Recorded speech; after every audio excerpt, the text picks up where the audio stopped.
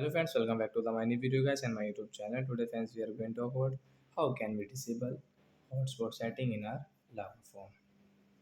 Guys, you want to disable guys your hotspot setting in your lava phone, so then you can disable it. And guys, now let's see how to disable hotspot setting in our lava phone.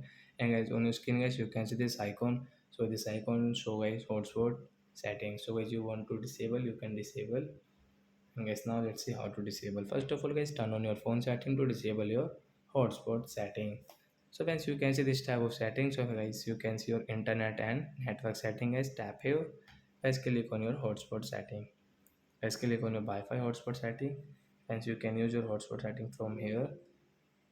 Hence you can see your QR code option. You want to share password, you can share from here. It means you want to share your hotspot, you can share. Hence you can see this right side, this icon guys, you will have to click here. As your hotspot setting will disable in your lava phone, then guys you cannot use your hotspot setting. Hence you can see this icon will remove on screen. So like that guys, you can disable your hotspot in your lava phone. So that's it guys, thanks for watching the video guys. We will meet on next video with new topic. Before going, please go and like the video, subscribe the channel. Bye friends.